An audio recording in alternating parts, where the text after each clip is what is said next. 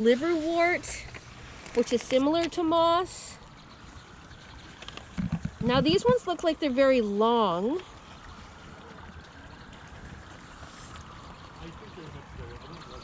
Tree tuft ones. Wow. It's hard to see which kind in here. There are so many different kinds of mosses. Oh wow. These ones look really long and hairy though. Closest one could be. These ones look very similar. It's the shape of them that you have to look at. These ones are really long and thin. Oh wow! Look at that. Oh, look at all the birds. Yeah, look at that. Wonder if they could see. What kind of birds are those? Oh! Look at that too. Wow, there's just hundreds of them. Drinking water, eh? I'm just trying to see what's coming. Look at the river, the brook. It's filled with. Ooh. Scared off by a little Mutt. a little dog of some kind. Oh, they're back. Oh yeah, they're coming back. Maybe they will think that I have food, and it has yellow. Yellow and striped. It kind of looks. Oh, here we go. Here's one right here. Okay, I'm gonna look it up. See if I can find them. Wow, those are really cool. Could be a warbler like this with a bit of yellow and brown. Or it could be one of these guys down here, a sparrow.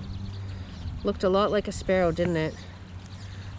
Take a look. Yeah, it's got like that brown and it's got kind of like a white chest, black on the back. So I'm gonna look up 344. Hundreds of them. In the wintertime, they travel together because they're less likely to get eaten by predators, right? So that's why they travel in these flocks together. They're safer. Ooh. Oh, it looks a lot like this one, doesn't it? A song sparrow or a savanna sparrow. These two right here look a lot like that. So let's keep going on the page and see what we can see. Oh, wow. They all look so similar, don't they? This is the song sparrow, though, at the very top here with the kind of light colored chest, and it's got brown like this. It's got the brown by the eye and on the top of the head, which I think I noticed. Look at it now. Yeah, and they've got the white on the back, a little bit of a white on the back, white and brown. So there's male and female. They both look a little bit different. Let's take a look at that and let's see, is there any other ones too? Oh yeah, there's even more. Chirping sparrows. Hundreds of them. So similar. Well, it's a kind of sparrow, I would say. But yeah, I did see the striking yellow on like a stripe on the wing. On the wing, right. Yeah. Could be like this one here, American tree sparrow. But we also can tell what kind of sparrow it is by where is it on the map here. It tells you. So some of these, like the tree sparrow, it goes all the way up to Vancouver. So this one says it's a cold weather sparrow seen throughout southern Canada in winter only, when flocks roam bushes and fields and the edge of the forest. So these ones travel in flocks in the wintertime, so it's probably a tree sparrow, and they often join the juncos or other sparrows with. So they might travel with other sparrows, it says, in the winter. Okay, yeah. They nest usually at the edge of the Arctic tundra. They have a rusty colored cap and dark chest spots with white wings with a wing bar. Compared to a chirping sparrow or field sparrow, these swamp sparrow or these other sparrows, they all look very similar except lack the white wing bar. And like you said, you noticed like on the wing there was like a bit of a stripe. Yeah. So this is a good guess. I know that it was a kind of sparrow, but we think that it's possibly the tree sparrow, which likes to come here in winter time. So really cool to see those up close. Yeah. I've been seeing those like in the trees, but it's really hard to see them up close unless you have maybe like some water they come down and they're feeding like that. Let's see what else we can find down here. Okay.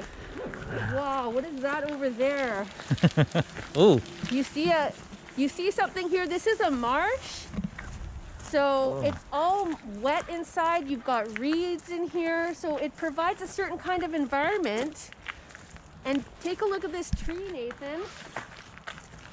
You see that tree? Do you think somebody cut that tree down, or do you think something ate that tree? something like a very bad animal. What's on our nickel? What's on our 5-cent piece, you guys? Start with the letter B. Yes, that's right. A beaver. So this is habitat for the beaver. And you'll see around here, look at all the trees that have fallen down. You see all these trees? Wait, actually, a beaver can Yeah. chomp on that. It looks really So, hard. well, the teeth of the beaver are actually coated in this orange, and they're really, really tough. They're stronger than our bones, actually. They can okay. cut through the trees. Wow. So beavers rely on creating a den for their family, and this whole area is actually habitat for them. You see, you can't enter the marsh, but look at this over here. Holy. That's This is a huge. beaver dam, you guys. Wow, you can even see where he's chewed some of the trees. Right there, yeah. wow. You can see where he's been taking bites out, and he brings all of the trees and piles them up. Then he digs into the mud and creates a nice warm den for him and his family in the winter time. Let's see So, if we can go around the side. so it's only one family? It's Yeah. not like a community under there? No, usually it's a beaver family, and they Oh, have wow. like baby beavers. That's huge, eh? I'm not sure how long they stay together.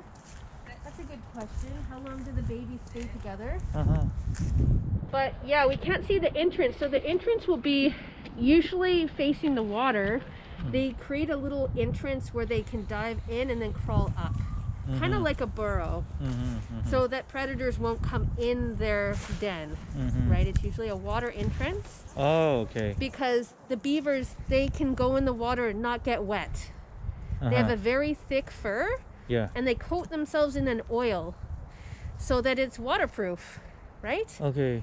So, and these beaver that live here are also nocturnal, so you don't usually see them out during the day.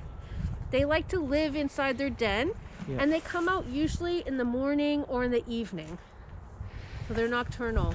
But you know the direction of the tree, how it falls? Yeah. It's like on one spot.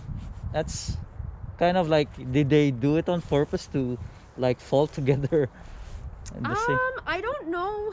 I don't know what the beaver was thinking. Yeah, that one was falling away from their den. But you know, I also think they're trying to create a tougher time for predators to come to their den. Oh, So maybe yeah, they're yeah. creating kind of like a perimeter, kind That's of like right, yeah. fallen trees all the way around, so it's hard for them to come in because they don't want a coyote, which is one of the natural predators, to come in and actually get them. Oh, that's impressive. Yeah. It's huge. Eh? That's why they call them the industrious beaver. Uh-huh. You guys know the word industrious? Yes. Yeah, so you're very resourceful. Resourceful. You're very resourceful, and you can find what you need very easily, and you're a hard worker. So that's the beaver.